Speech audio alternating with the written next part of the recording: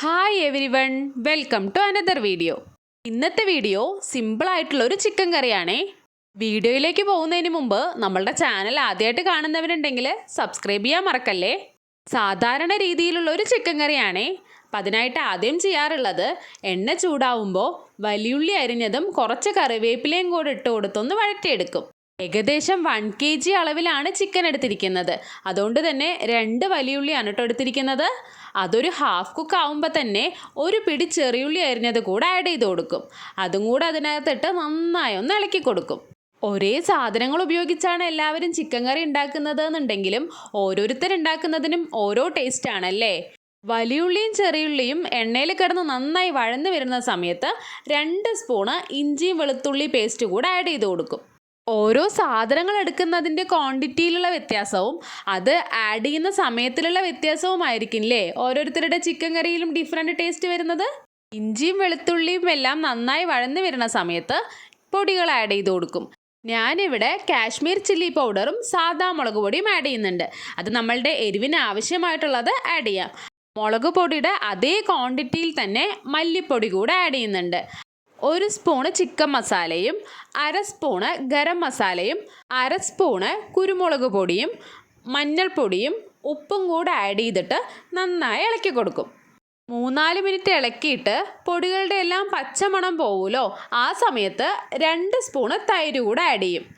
അതെല്ലാം കൂടെ നന്നായി ഇളക്കി സെറ്റായി വരുന്ന സമയത്ത് ചിക്കൻ ആഡ് ചെയ്യും കേട്ടോ. ചിക്കൻ ആഡ് ചെയ്ത ശേഷവും ആ മസാലയിലിട്ടിട്ട് ചിക്കനെ നന്നായി ഇളക്കി കൊടുക്കും കേട്ടോ. മീഡിയം ഫ്ലെയിമിലിട്ടിട്ടാണ് ഇളക്കാറുള്ളത്. അതിനുശേഷം ലോ ഫ്ലെയിമിലിട്ടിട്ട് ഒരു 5 മിനിറ്റ് അടച്ചു വെക്കും. 5 മിനിറ്റ് കഴിഞ്ഞ് തുറന്ന് നോക്കുമ്പോൾ മസാലയും പൊടികളെല്ലാം ചിക്കനിൽ നന്നായി പിടിച്ച് വന്നിട്ടുണ്ടാവും കേട്ടോ. അതിന് ഒന്നുകൂടെ ഒന്ന് ഇളക്കിയെടുത്ത ശേഷമാണ് തക്കാളിയും പച്ചമുളകും കൂടെ ആഡ് ചെയ്യാറുള്ളത്. അതിൻ്റെ കൂടെ തന്നെ കുറച്ച് കറിവേപ്പിലയും കൂടെ ആഡ് ചെയ്യുവേ. അതിനെല്ലാം കൂടെ നന്നായി ഒന്ന് ഇളക്കി സെറ്റാക്കി എടുക്കും.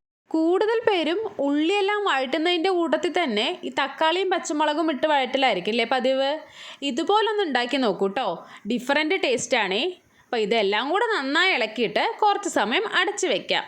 ആ അടച്ചു വെക്കുന്ന കൂട്ടത്തിൽ തന്നെ ഒരു പാത്രത്തിൽ കുറച്ച് വെള്ളം കൂടെ ചൂടാവാൻ വെക്കുന്നുണ്ട്. ലോ ഫ്ലെയിമിലിട്ടിട്ടാണ് കേട്ടോ അടച്ചു വെച്ചത്.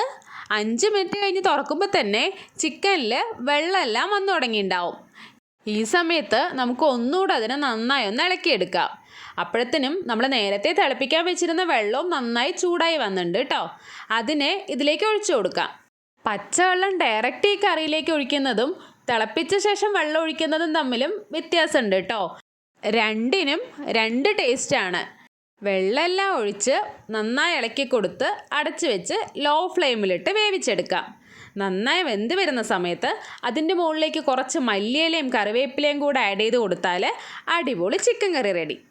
ഇതുപോലെ ചിക്കൻ കറി ഉണ്ടാക്കി നോക്കാത്തവരുണ്ടെങ്കിൽ ട്രൈ ചെയ്ത് നോക്കൂ കേട്ടോ. വീഡിയോ ഇഷ്ടപ്പെട്ടാൽ ലൈക്ക് ചെയ്യാൻ മറക്കല്ലേ. ഫ്രണ്ട്സ് ആൻഡ് റിലേറ്റീവ്സിന് കൂടെ ഷെയർ ചെയ്ത് കൊടുക്കണേ. മറ്റൊരു വീഡിയോയിൽ കാണും വരേക്കും ബൈ.